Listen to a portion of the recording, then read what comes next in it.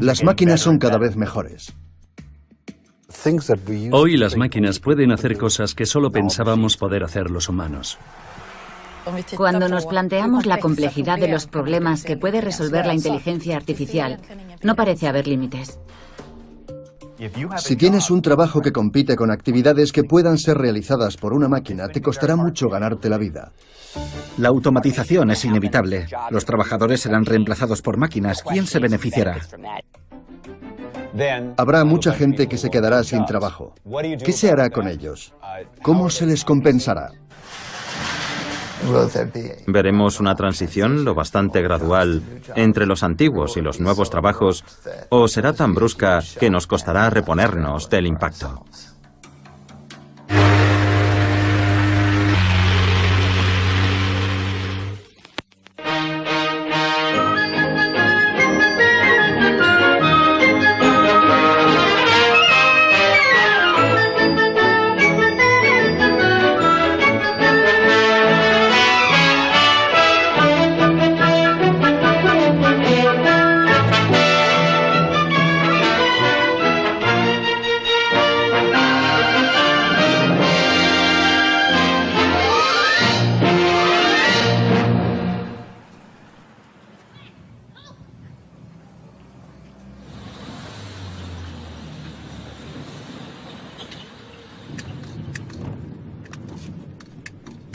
Nos encontramos en Newburgh, Nueva York, en el barrio de Washington Heights, más concretamente en el Valle de Hudson, a 1 hora y media más o menos de Nueva York. Antiguamente era una próspera ciudad industrial. Hoy hay cantidad de edificios vacíos y mucha gente pobre y desempleada. Antes la ciudad estaba más poblada, los edificios estaban más llenos, las fábricas estaban llenas. Y se puede ver en qué estado se encuentra ahora todo. El estado de deterioro en el que se encuentra.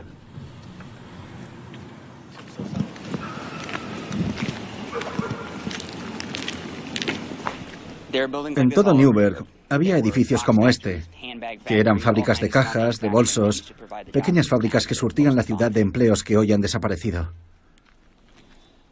La gente en esta ciudad había emigrado del sur para conseguir empleo, pero cuando llegaron, los empleos empezaron a desaparecer.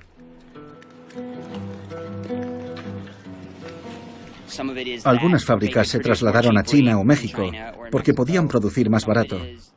También a otros estados de Estados Unidos. Los empleos se esfumaron de un día para otro.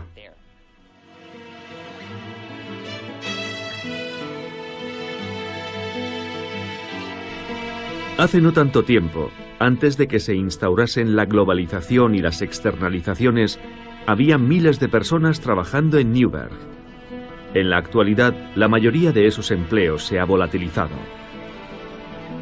Y Newburgh está lejos de ser una excepción. Desde finales del siglo pasado, el mismo destino se ha abatido sobre todas las ciudades, pequeñas o grandes, del mundo occidental. Millones de empleos del sector industrial han emigrado a países de Europa del Este o Asia, donde los salarios son inferiores.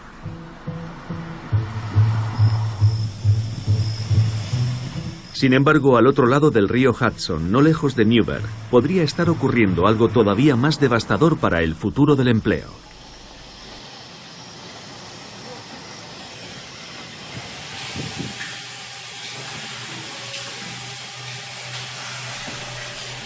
Este es Baxter y trabaja en la fábrica.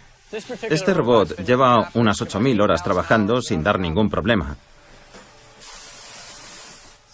El truco está en la integración. Baxter se tiene que comunicar con otro robot embalador, con la máquina moldeadora, la coloreadora y la cinta transportadora. El equipo consta de varias piezas que se han de coordinar para efectuar el trabajo. Antes teníamos 2 empleados, ahora tenemos 1 solo por turno. Es el siguiente paso en una evolución que comenzó hace ya tiempo, pero que parece haber entrado en una nueva fase más acelerada, la automatización. Algunos trabajos ahora están automatizados, por lo que son mucho más fáciles. Antes los teníamos que hacer a mano, como en la otra máquina que habéis visto. Ahora es Baxter el que embala las piezas. Yo solo las tengo que embolsar. Así es como se hacía antes el embalaje de los vasos para medicamentos. Un empleado los coge y forma pilas de 40 vasos y luego las envuelve con una bolsa de plástico. Como podéis ver, es una operación que requiere cierto trabajo. Pensamos que así todo el mundo se centrará en lo importante, porque sabemos que nuestros empleos pueden no ser para siempre. Manteniendo nuestro grado de exigencia, podremos competir con los chinos, los mexicanos o cualquiera.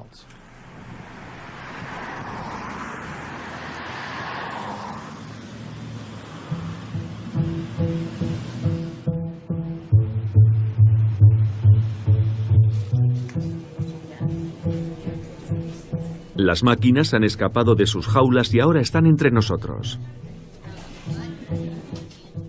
El Hospital Camino es famoso por sus innovaciones y su uso de la tecnología.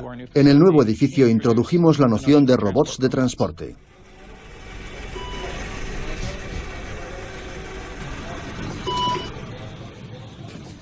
El robot debería abrir la puerta automáticamente. Abre la puerta a TAC, por favor.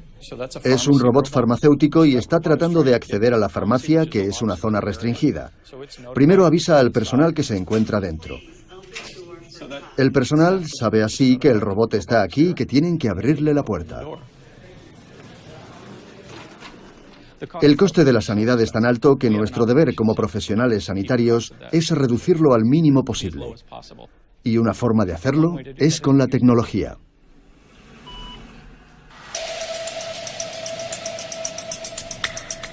La automatización puede entrañar grandes beneficios. Esta es una de las soluciones de almacenamiento de artículos al por menor más eficiente del mundo. Esto es un sistema automatizado de obtención de pedidos. Hemos dividido el suelo en cuadrículas para que los robots se puedan desplazar siguiendo un patrón cuadrado. Lo que hacen es buscar los artículos que necesitamos para satisfacer los pedidos de nuestros clientes. Cuando un cliente hace un pedido en alguna parte del mundo, los artículos que comprende su pedido han de ser localizados y transportados. Tenemos cerca de 200 robots, que probablemente sean equivalentes a unas 600 u 800 personas o incluso 1000. Es un sistema muy eficiente. Nuestra productividad se ha multiplicado por 4 o 5 con respecto al trabajo manual.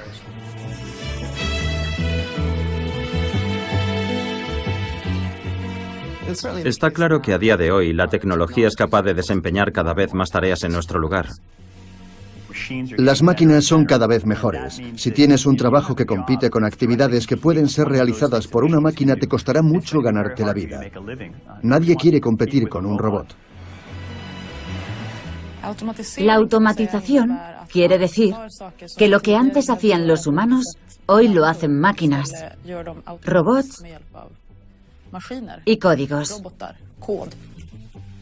Hay un enorme incentivo para hacerlo, pero al mismo tiempo quiere decir que habrá trabajos que ya no estarán disponibles para las personas.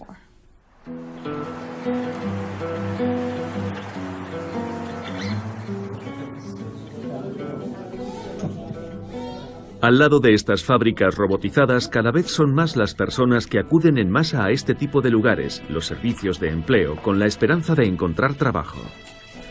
Solo busco trabajos a tiempo completo, con seguro médico. Todo depende de las necesidades de cada uno.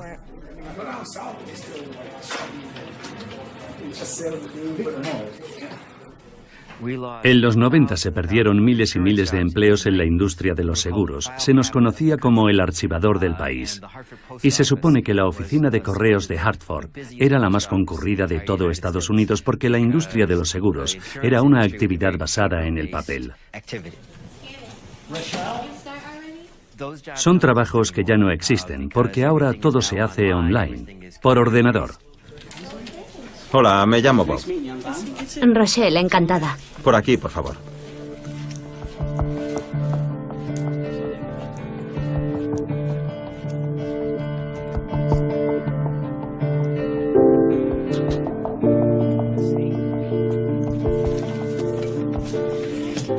Bueno, como te dije, me llamo Bob. Déjame despejar esto.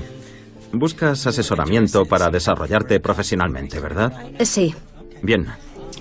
Tengo 26 años. He estudiado en la universidad, pero aún no me he graduado. Me queda 1 año y medio. Ahora prefiero centrarme en trabajar. Siempre puedo retomar mis estudios. Normalmente, ¿cómo haces para buscar trabajo?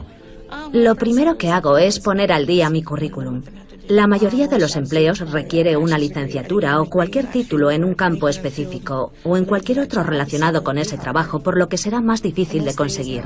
Actualmente una licenciatura equivale a un diploma universitario. Todo depende del trabajo que busques. Estoy abierta a todas las posibilidades. Vale, te buscaremos algo.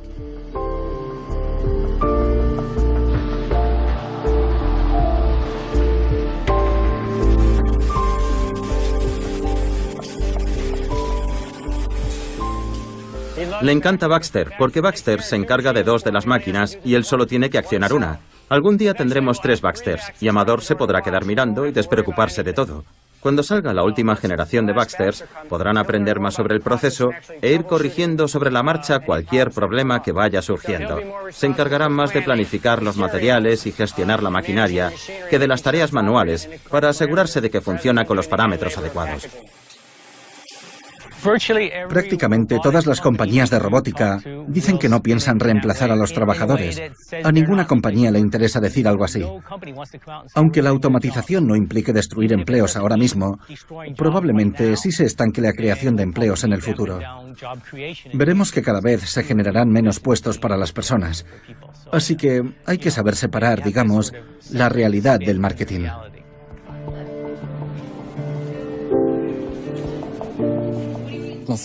Por lo general, a las compañías no les gusta hablar de que sus empleados se van a quedar sin trabajo. En vez de eso, prefieren hacer hincapié en el hecho de que están reentrenando a su personal. Pero eso puede resultar difícil, porque las máquinas de antes podían ser manejadas por trabajadores poco cualificados, mientras que las de hoy requieren una formación más avanzada. Y esa transición va a ser difícil de llevar a cabo. También se dice que si gracias a los robots las fábricas se vuelven más competitivas en Estados Unidos y en los países más desarrollados, algunas fábricas podrían volver de China, pero no habría muchos empleos porque estarían plenamente automatizados.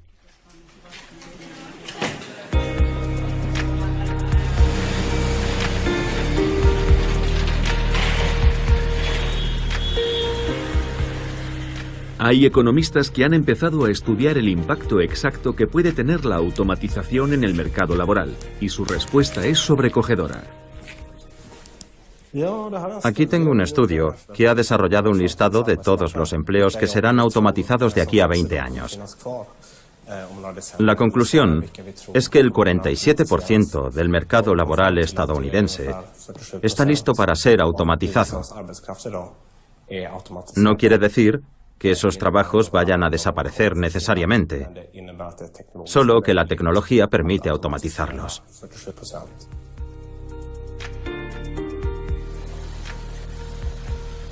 La mitad de los trabajos que existen en la actualidad son susceptibles de ser automatizados en los próximos 20 años. Algunos tienen muy pocas probabilidades, mientras que en otros casos, la probabilidad de que lo sean es de casi el 100%. Los trabajos que tengan que ver con la suciedad, monótonos o peligrosos, van a desaparecer con toda seguridad. Amazon, por ejemplo, lleva un tiempo automatizando sus almacenes. El siguiente paso será que también habrá robots empaquetando los artículos. Hola, Francisco. ¿Qué tal va todo? ¿Estás listo para el concurso de Amazon? Sí. En el concurso de reparto de Amazon, unos robots compiten cogiendo objetos de una estantería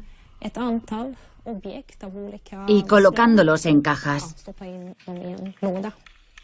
En Amazon celebraron un concurso de reparto, pero ningún robot le llegó a la suela de los zapatos a los repartidores humanos, aunque evidentemente con el tiempo y los avances tecnológicos la cosa cambiará. Llevará entre 5 y 10 años.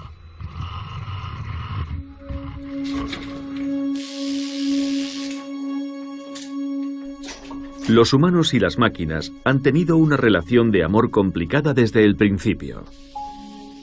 A la gente siempre le ha preocupado el desempleo tecnológico. Hace casi 200 años, en Inglaterra, los luditas destrozaban los telares mecánicos preocupados porque les quitaran el trabajo. Los artesanos de la tejeduría estaban preocupados porque su mismo trabajo se podía realizar mucho más rápido con una máquina.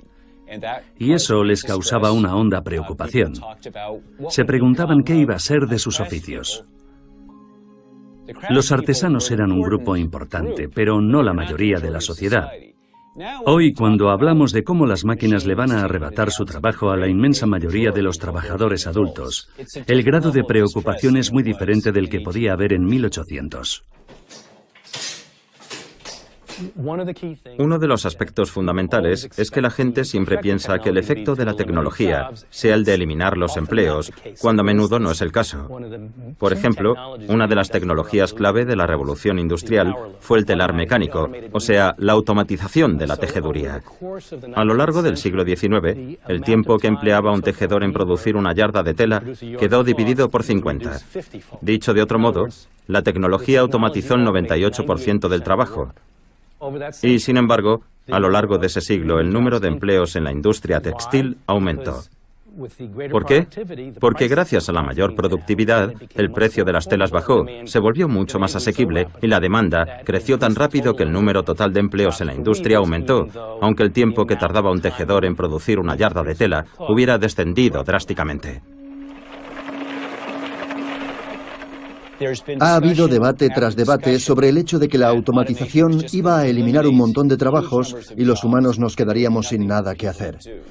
Pero la realidad es que en las sociedades capitalistas observamos a las personas y siempre inventamos industrias nuevas en base a esas observaciones. Por ejemplo, el sector de servicios ha crecido. McDonald's emplea a cientos de miles de personas. La gente no salía tanto a cenar cuando no existía McDonald's. Es un ejemplo de trabajo nuevo que se basa en algo que ya se hacía en las casas y ahora muchos trabajadores cobran un sueldo por hacerlo.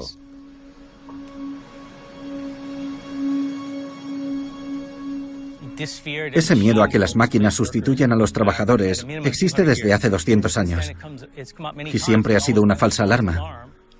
Pero yo creo que esta vez es diferente. Naturalmente hay gente que se muestra escéptica con lo que digo. Las tareas concretas que ejecuta un mozo de almacén sí es un trabajo que va a desaparecer. Pero todo el proceso logístico y toda la mano de obra que implica transportar un producto a un cliente no van a desaparecer por culpa de la tecnología, a menos que la tecnología sea capaz de desempeñar todas las tareas que realiza un trabajador humano.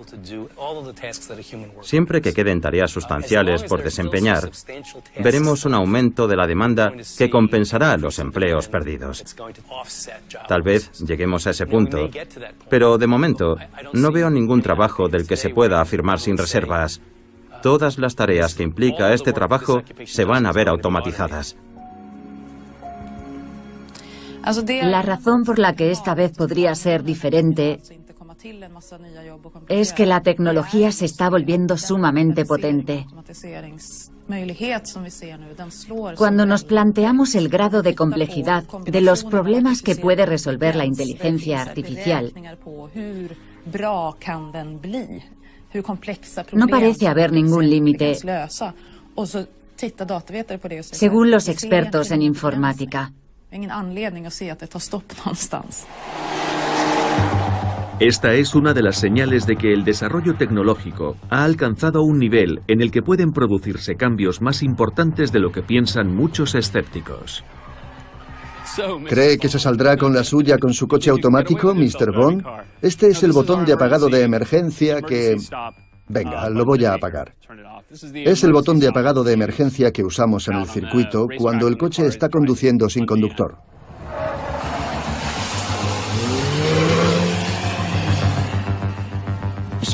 Llevo desde 1992 trabajando en el campo de los vehículos automatizados. En aquel entonces, si querías controlar un coche, tenías que añadirle tus propios motores para manipular los cables del acelerador, tu propio sistema hidráulico para pisar el freno. Y olvídate de cambiar las marchas.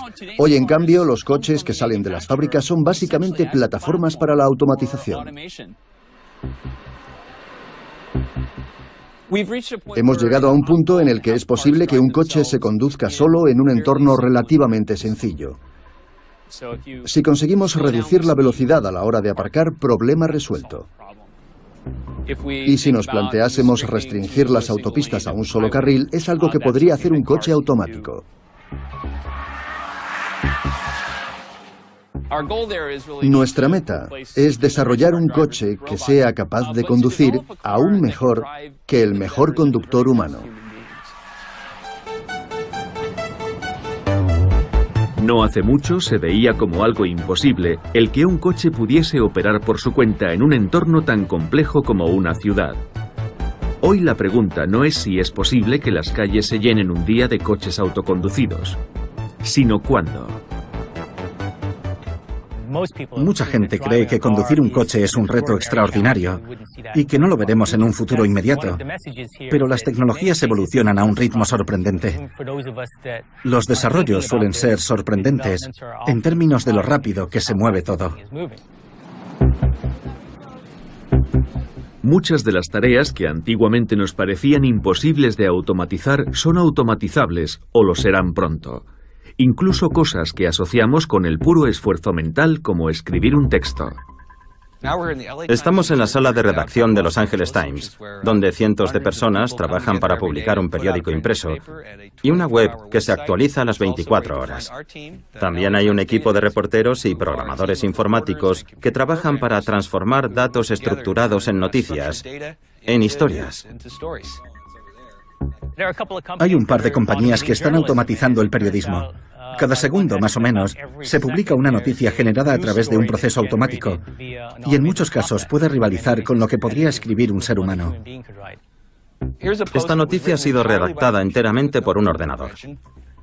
Registrado un terremoto leve de magnitud 3,5 en la mañana del domingo a 18 kilómetros de Fort Bragg, según el Servicio Geológico de Estados Unidos. Esta información proviene del Servicio de Notificaciones de Terremotos del Servicio Geológico de Estados Unidos. Este texto ha sido creado por un algoritmo. ¿Cuál ha sido la magnitud del terremoto? ¿Cuándo y dónde se produjo?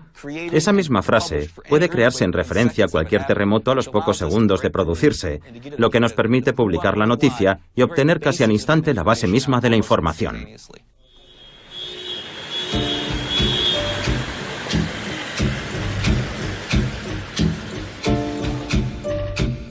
La lista de profesiones susceptibles de ser automatizadas incluye porciones cada vez más amplias del mercado laboral. Lo que más me sorprende es que gran parte de los trabajos del sector de los servicios están ya listos para ser automatizados. Hola, Julie. Hola, Mari. Llegas justo a tiempo. Muchos de los llamados trabajos de cuello blanco se pueden automatizar.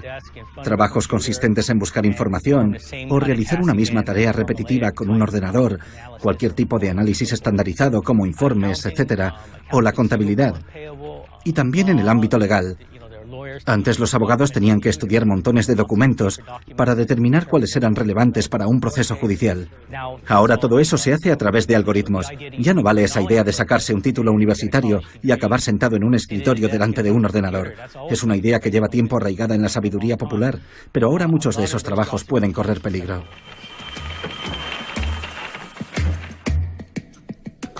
Los ordenadores se están volviendo increíblemente rápidos e inteligentes, y eso va a eliminar todos los empleos que tienen que ver con los hechos. La tecnología más importante que impulsará este cambio es la capacidad de aprender de las máquinas, tener buenos algoritmos, poder procesar toneladas de datos y aprender de ellos.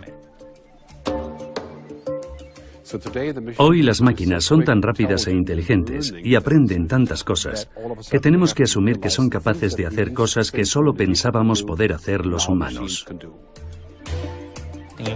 Hay programas informáticos capaces de reconocer imágenes al nivel de los seres humanos. Pueden traducir idiomas en tiempo real y muchas cosas asombrosas, dignas de la ciencia ficción. Antes una persona examinaba los rayos X o las resonancias magnéticas, ahora lo hace una máquina. El algoritmo de aprendizaje de una máquina se perfecciona con el tiempo. Es capaz de asumir cada vez más tareas. El proceso se va haciendo cada vez más automático. Ya se pueden ver aplicaciones en muchos campos, como por ejemplo en el desarrollo de la bolsa, en las predicciones meteorológicas, La capacidad de aprender de las máquinas se podría extender al mundo entero y podría tener efectos traumáticos cuando lo adopten las grandes empresas y las máquinas asuman cada vez más trabajo.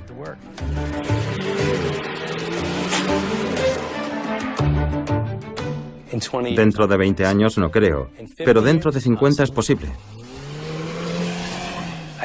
Creo que todo el proceso de automatización es algo que va a llevar mucho más tiempo, pero habrá un efecto de demanda. Cuando los coches sin conductor sean más baratos, empezarán a extenderse.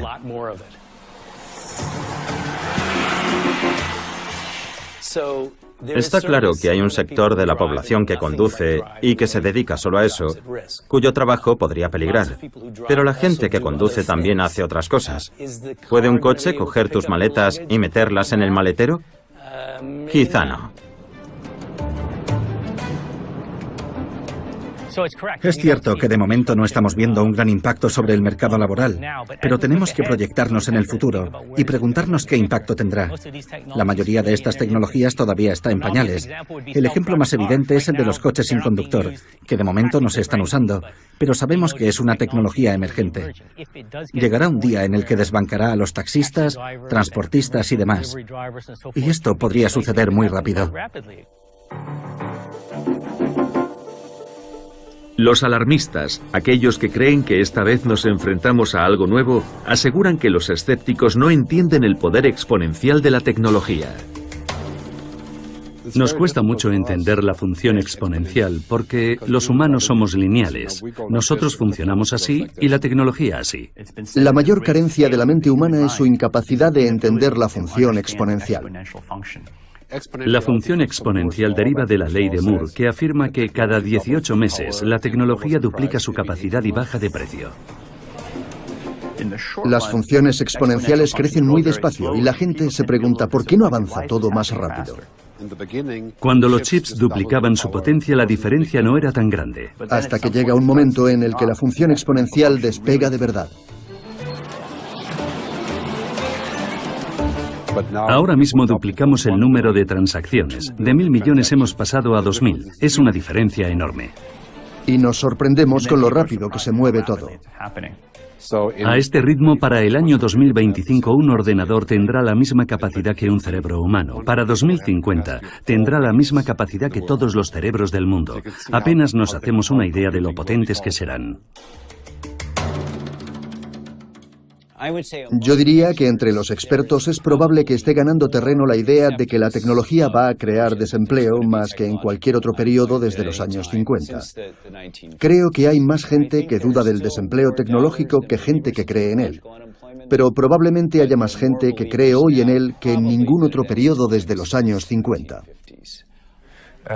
Es una cuestión que no se ha debatido aún lo suficiente, pero que despierta un interés creciente, en parte por la aceleración de la tecnología y en parte porque parece que va a afectar a la clase media.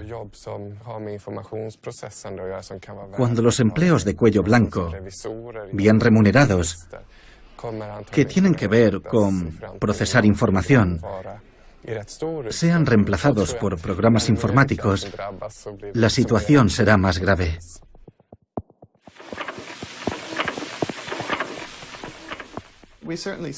No cabe duda de que estamos viendo todo el tiempo cómo se automatizan los trabajos. La gran pregunta es si habrá nuevos empleos para reemplazar los antiguos. Veremos una transición lo bastante gradual entre los antiguos y los nuevos trabajos como para que la gente pueda volver a formarse y comenzar una nueva carrera, o será tan brusca que nos costará reponernos del impacto.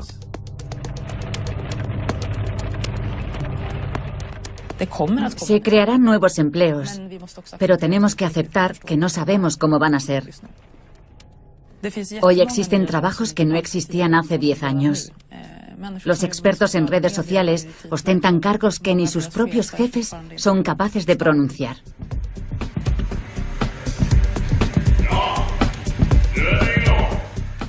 La pregunta es, ¿cuánto tardaremos en inventar nuevos trabajos para reemplazar los antiguos?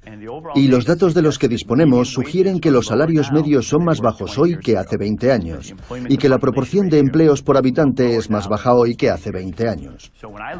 Partiendo de esos datos, creo que no se nos da tan bien crear puestos de trabajo como destruirlos. El desarrollo tecnológico conlleva un problema inherente, y es que cada nueva revolución tecnológica implica una necesidad menor de trabajadores. A día de hoy, las compañías que más valor generan emplean a una fracción de los trabajadores a los que empleaban hace tan solo una generación. Hay cierto tipo de tecnologías que permiten efectuar un gran volumen de trabajo sin mucho personal. Y ese es uno de los aspectos más fundamentales de los ordenadores, porque los programas informáticos pueden repetirse una y otra vez. Google es un buen ejemplo. Con un número relativamente reducido de trabajadores, puede ofrecer sus servicios, en este caso, búsquedas por Internet, a una cantidad ingente de clientes. Es cierto que esas empresas están cotizadas. Las empresas tecnológicas no tienen muchos empleados. Cuentan con plantillas muy reducidas, pero que pueden crear un gran valor en el mercado, sin necesidad de tener a miles de empleados produciendo cosas en una fábrica. A medida que se aceleran los desarrollos tecnológicos, se vuelve cada vez más difícil predecir en qué campos se crearán los trabajos del futuro. A los jóvenes les diría que una carrera segura es el campo de la sanidad, sobre todo los enfermeros y los médicos, que tratan directamente con los pacientes. Son profesiones seguras, hasta donde podemos predecir. Los trabajos del futuro residirán en dos ámbitos. Primero, la ciencia, la tecnología, la ingeniería y las matemáticas. Y segundo, las humanidades, la educación y la creatividad. Vemos que hay muchas categorías profesionales que se están extinguiendo y otras que están creciendo. Es lo que los economistas conocen como elasticidad de la demanda. Las profesiones que crecen son aquellas que requieren una competencia interpersonal como el coaching, la creatividad y la emprendeduría. Una de las cosas más divertidas que hago ahora es diseñar juguetes. Creo que es lo que más disfruto. Y todo viene dentro de esta pequeña maleta. Es muy fácil de transportar. Buen chico, bravo. Antes tenía un trabajo fijo en una empresa de marketing. Me gustaba. No era uno de esos trabajos de levantarte por las mañanas y decirte, Dios mío, tengo que ir a trabajar. No estaba mal, pero llegó la recesión y me despidieron. Pensé, no pasa nada, encontraré otro trabajo sin problemas. Se me da bien adaptarme a las cosas. La verdad es que nunca tuve ningún problema hasta que, al cabo de unas 2 o 3 semanas, me vi yendo a entrevistas para trabajos que ofrecían la mitad de mi sueldo y compitiendo con 300 candidatos. Y comprendí que probablemente no me fueran a coger, porque la cosa se alargó unos 6 meses. Fue un periodo aterrador. ¿Vas a dejar de gimotear? ¿Seguro? Creo que en el futuro buscar trabajo consistirá en sentarse a pensar qué se nos da bien hacer, qué nos gusta hacer y cómo nos podemos ganar la vida haciéndolo. Me dije, si la cosa sigue así, voy a acabar teniendo que pedir ayuda al Estado. Sabía que cuanto más tiempo pasara en el paro, más me costaría encontrar algo, que cuanto más durase aquello, peor se iba a poner la cosa. Así que me dije, ¿qué es lo que más me gustaría hacer? Y la respuesta fue, me encantaría crear cosas y tengo buenas ideas. Así que llamé a un par de personas. Una de las llamadas fue a una cadena de teletiendas y a la mañana siguiente me llamaron para decirme, pensamos que tienes mucho talento y que deberías crear tu propia línea de productos. ¿Puedes pasarte a vernos? Lo que estamos viendo cada vez más es una fusión entre el trabajo y el ocio. Gente que, por ejemplo, hace skate o alpinismo y luego encuentra la manera de ganarse la vida con ello. Y creo que, para mucha gente, esa es la clave.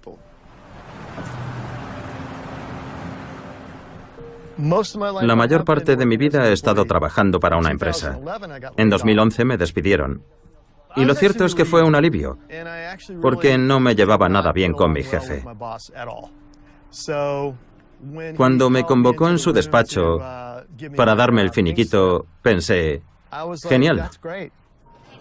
Muchas gracias, que tengas un buen día. Y vi mi despido como un nuevo comienzo.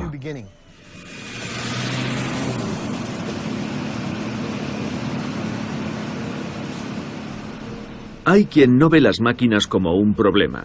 En un mundo con menos trabajos permanentes, cada vez más gente recurre al autoempleo, y la tecnología puede ser su aliada.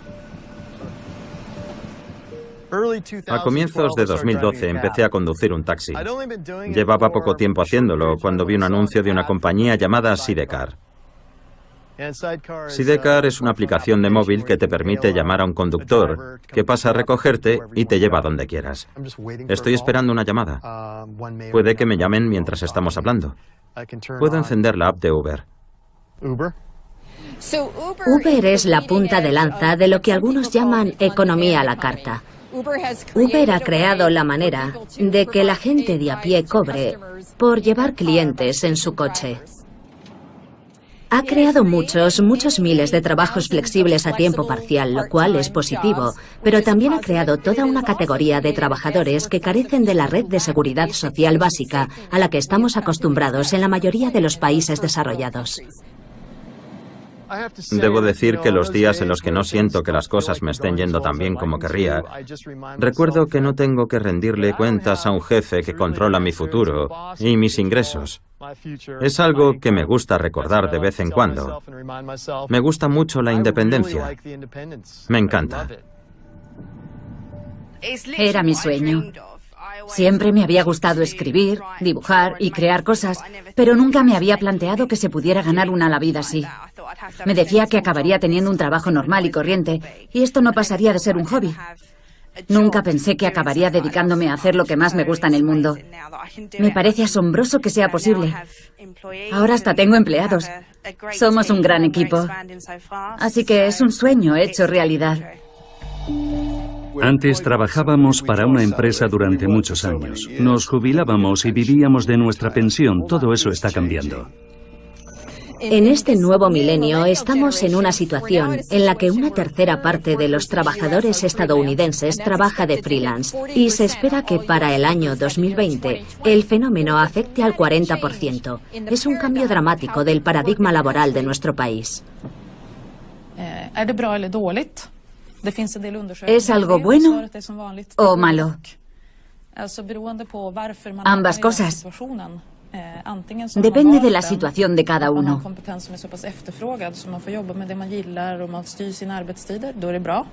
Es algo bueno si tienes clientes y trabajas en algo por decisión propia. Pero si te autoempleas solo para llegar a fin de mes, es mucho más estresante.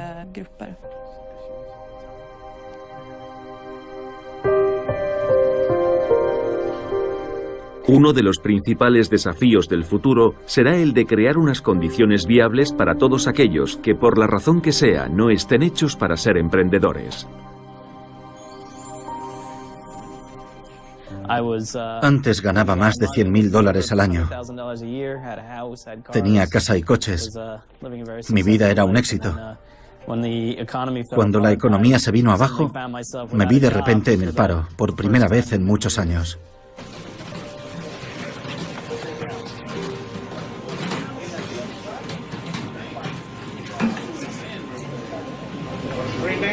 Estamos en Pausa para Comer, en Nueva Jersey.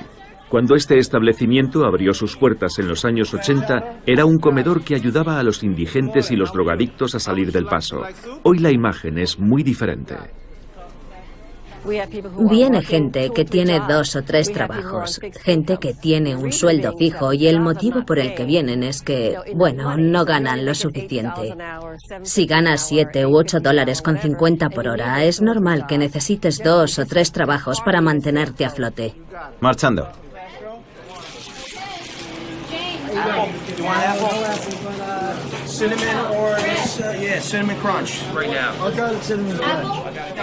Acababa de comprarme un Chevrolet nuevo de 2012, pero tuve un accidente.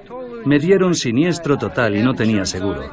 Así que perdí unos $13.000. Ahora mismo estoy intentando levantar cabeza. El subempleo se da cuando no trabajas las suficientes horas y no ganas lo suficiente como para sobrevivir. No es un concepto nuevo en muchos lugares del mundo, pero en un país tan rico como Estados Unidos es un tanto desconcertante darse cuenta de que uno puede trabajar a lo mejor a tiempo completo o más y aún así no ser capaz de mantener a su familia. En Estados Unidos han aceptado una situación en la que, en general, hay menos gente empleada en el mercado y con peores sueldos.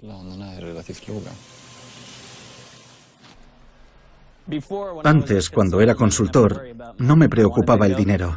Si quería llevar a mi familia al cine, lo hacía y punto. No había que darle más vueltas. Ahora me lo tengo que pensar bien. Si quiero cenar fuera, tengo que recortar otro gasto. Y aunque trabajo aquí, también soy un cliente más. Y de no ser por este tipo de lugares, no tendría nada que llevarme a la boca. Pausa para comer empezó siendo un comedor popular. Es un fenómeno conocido como el de los trabajadores pobres, una situación en la que las personas tienen trabajo, pero aún así no llegan a fin de mes. Es una situación que no se da solo en Estados Unidos, sino también cada vez más en países desarrollados de Europa. También existe en Europa. En países como Italia y Francia hay muchos de estos trabajadores pobres, sobre todo en la economía sumergida. Incluso en Alemania están apareciendo salarios muy bajos en el mercado laboral. Cada vez que hay una crisis, ya tenga que ver con el paro juvenil o con la situación de los inmigrantes, se presentan los salarios bajos como una solución al problema. En Estados Unidos ya salta a la vista el impacto de esa estrategia. La gente necesita 2 y a veces hasta 3 trabajos solo para llegar a fin de mes. Hola, ¿qué tal todo? ¿Bien? Es un problema que ha de ser estudiado y analizado con algo de compasión. ¿Qué vamos a hacer con la gente que ha perdido su trabajo por culpa de la tecnología? Porque la propia economía es incapaz de sustentarlos y las empresas tienen que despedirlos. En última instancia, es una situación en la que la población no es capaz de satisfacer sus necesidades más básicas. Es un círculo vicioso. Para que la gente pueda vivir de su trabajo, los salarios han de ser mayores. Pero ese es precisamente el motivo de que los empleadores recurran a la automatización. En Estados Unidos, dado que los salarios son más bajos, hay menos incentivos para la automatización en comparación con Escandinavia. Subiendo el salario mínimo, estaríamos aumentando los incentivos para la automatización. ¿Qué sucederá cuando la automatización surta pleno efecto? Los alarmistas prevén un futuro sombrío, con tasas de desempleo masivas y una brecha cada vez más pronunciada entre los que tienen trabajo y los que no. Va a ser un problema crítico. Podríamos hallarnos al borde de un maremoto económico que podría someter a las sociedades a una presión terrible. Habrá protestas en masa, agitación social. Estaremos destruyendo la economía porque ¿quién va a comprar los bienes y servicios que produce la economía si la mitad de la población no tiene trabajo? Es muy importante que la gente empiece a plantearse lo que pueden suponer la inteligencia artificial y la robótica para nuestra economía y que fomentemos un debate sobre las posibles soluciones a los problemas que se crearán. Una estrategia consistiría en regular determinadas aplicaciones de la tecnología en un esfuerzo por impedir la automatización del empleo. Una alternativa a la automatización generalizada podría ser una política que regule la automatización, de tal forma que no automaticemos tanto como podríamos, o por lo menos que automaticemos siguiendo una serie de pautas, un determinado calendario.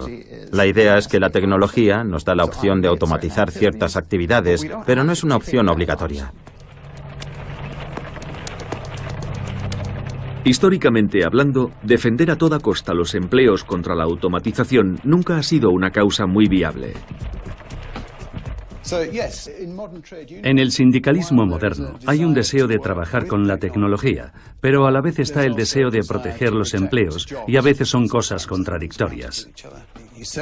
Un buen ejemplo son los periódicos.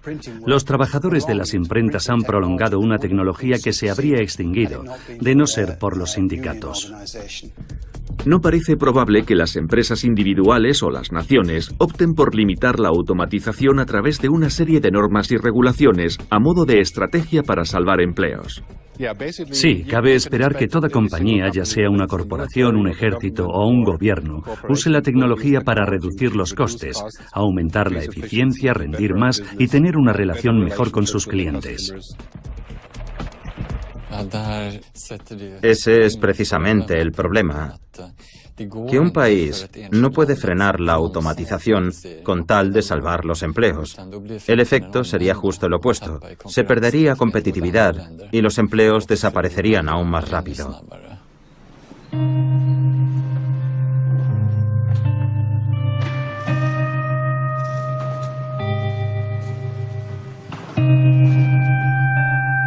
Si nos vemos en una situación en la que desaparecen muchos empleos, puede que la única solución sea aceptar que no todo el mundo va a poder conseguir trabajo. Ahora mismo, la principal fuente de ingresos de la ciudadanía es el trabajo. Si el número de empleos disponibles disminuye, habrá un montón de gente que se quedará sin trabajo. ¿Qué se hace al respecto? ¿Cómo se les compensa? ¿Cómo sobreviven?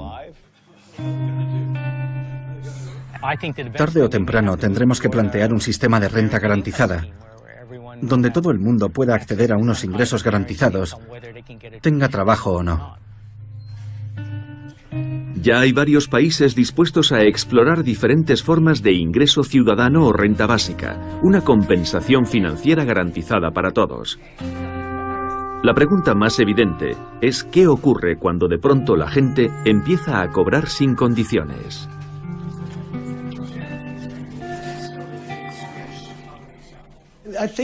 Cuando se fomenta un sistema que le pone las cosas en bandeja a su población, puede tener un efecto destructivo.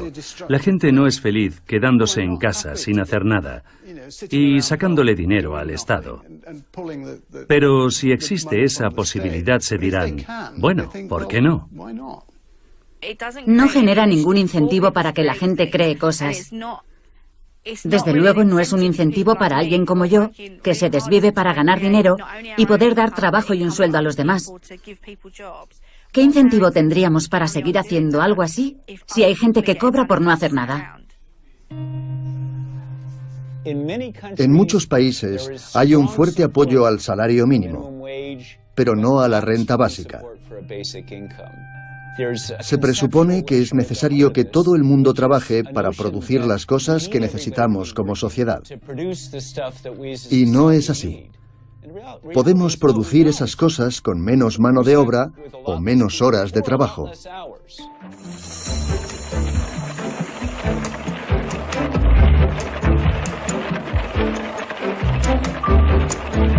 Si las máquinas pueden ejecutar cada vez más tareas y aumentar la productividad de manera constante, la pregunta es si realmente es necesario que todo el mundo trabaje tanto. La automatización es el mayor progreso en la historia de la humanidad.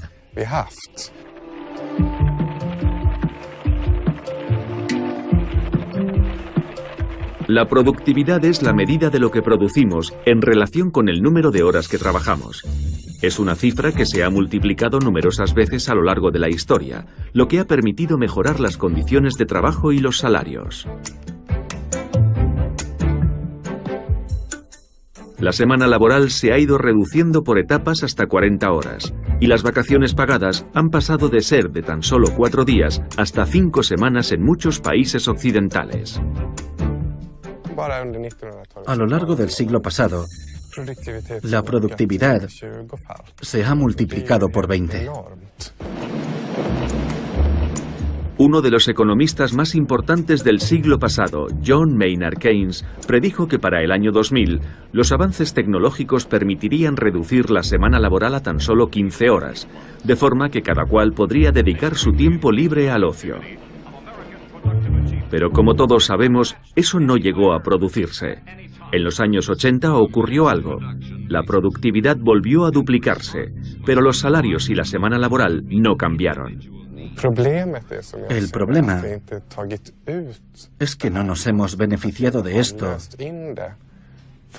creando más libertad para la gente.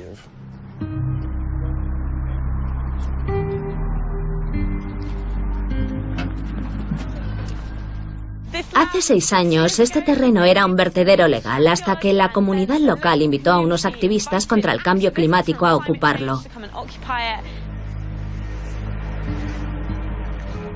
Hay quien se niega a esperar a que se cumpla la profecía keynesiana de una vida con más tiempo libre. A la sombra del aeropuerto de Heathrow en Londres, esta gente vive como si ese futuro sin trabajo ya hubiera llegado. Sí, el aeropuerto de Heathrow está por ahí, a menos de 1 kilómetro. Hace 2 años me licencié en arte. Vivía en el centro de Londres, trabajaba a tiempo completo de recepcionista y lo odiaba. Sabía que no era la vida que quería vivir. Quería sentir que estaba haciendo algo más en la lucha global por el medio ambiente. Entonces descubrí este sitio. Empecé a venir los fines de semana y algunas tardes y me decía, se acabó, lo dejo todo. Este trabajo me pone enferma, no veo la luz del sol, tengo que salir al aire libre. Y dejé mi trabajo y me vine aquí. Está muy oscuro por aquí. Llevo un poco más de 1 año viviendo aquí. Trabajo 1 mañana por semana, ni siquiera un día entero por semana. Y con eso me costeo todo lo que he decidido que necesito. Así que no cobro ninguna prestación social, no le pido nada al Estado. Mi coste de vida total es de unas 70 libras al mes. Hay opiniones muy divididas en torno a la renta básica. Hay quien dice que la gente va a dejar de trabajar. Y otros, en cambio, creen que la gente se va a volver más creativa. Pero son opiniones basadas en especulaciones. Yo digo, probémoslo, a ver qué pasa. Vaya, veo que llega una visita guiada. Esta es una de las pizarras donde organizamos lo que hacemos juntos cuando trabajamos de forma comunal. Aunque la mayoría de las tareas han sido borradas, supongo que bien porque ya están hechas o porque ha habido que posponerlas por el mal tiempo. Existe la idea de que la gente en paro es muy vaga, de que son gorrones, esa clase de cosas. Aquí no lo creemos. Nuestro estilo de vida nos permite vivir en contacto con la naturaleza, en contacto con la tierra, ensuciarnos las manos, algo fantástico para el sistema inmune. Recogemos troncos y virutas de madera, trabajamos pero no cobramos un sueldo.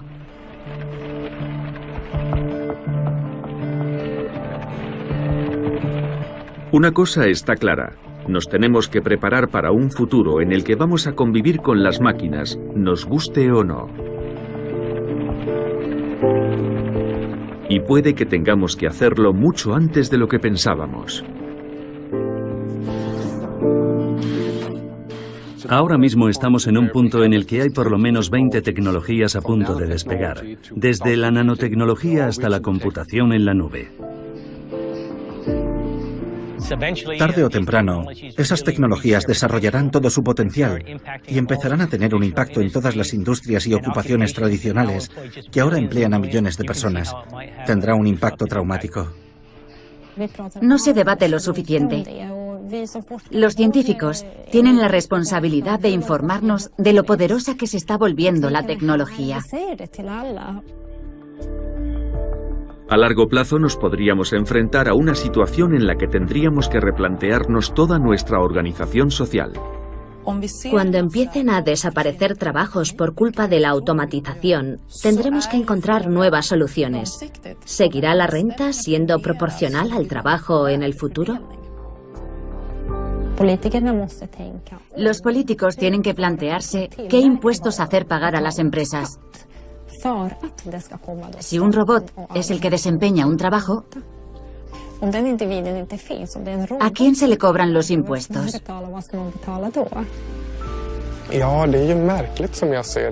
Si una compañía decidiera, por ejemplo, sustituir a 100 empleados por robots, entonces dejaría de haber una base imponible viable.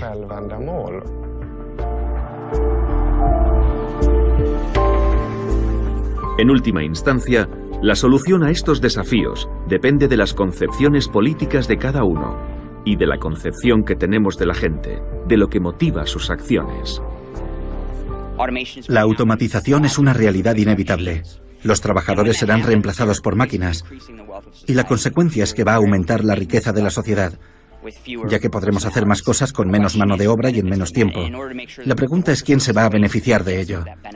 Hay que plantear soluciones como la renta básica o reducir la semana laboral, de tal forma que todo el mundo trabaje menos por el mismo sueldo. ¿Queremos vivir en una sociedad donde las fábricas se vacían y los empleos desaparecen y todos los beneficios van a parar al 1% más rico? ¿O queremos vivir en un mundo donde la abundancia, que es posible gracias a la tecnología, se reparta entre todos y podamos tener más tiempo libre, ser más libres y vivir mejor?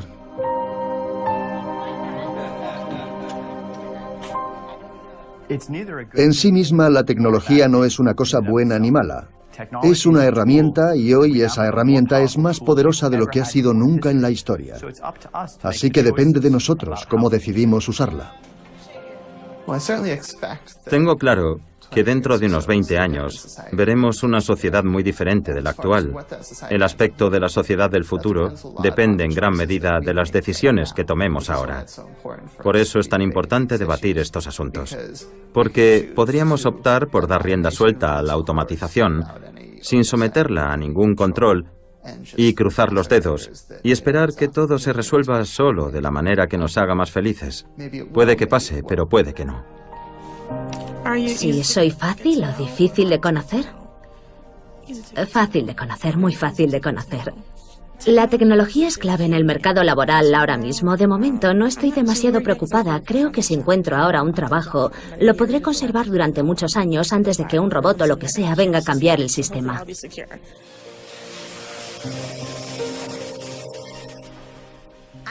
No soy tan joven, así que no me van a despedir, no. Me veo jubilándome aquí. Me encanta mi trabajo. Yo ganaba mucho dinero ayudando a compañías a ganar aún más dinero y era infeliz. Tardaba 3 horas en ir y volver a Nueva York. No tenía tiempo para mí mismo y sentía que mi trabajo me estaba absorbiendo el alma. Ahora me encuentro mejor emocionalmente porque sé que con mi trabajo estoy ayudando a los demás. Creo que cuando nos liberemos de la esclavitud del trabajo a tiempo completo y del consumo para trabajar solo a tiempo parcial, le podremos dedicar más tiempo a nuestros amigos, a nuestra familia, a nuestros vecinos, a cuidarnos y cuidar de los demás. Así es como veo yo el futuro.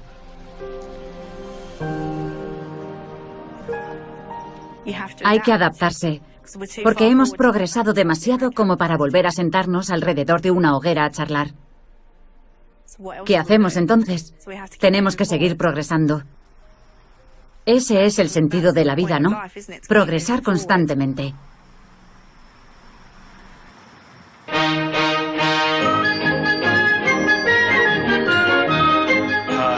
Steve, ¿lo quieres accionar? Cogerá la pinza de la cinta y la colocará en mi mano.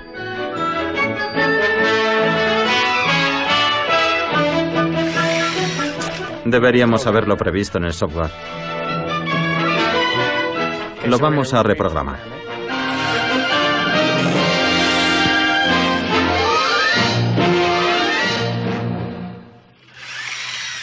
¿Usamos mejor la otra máquina?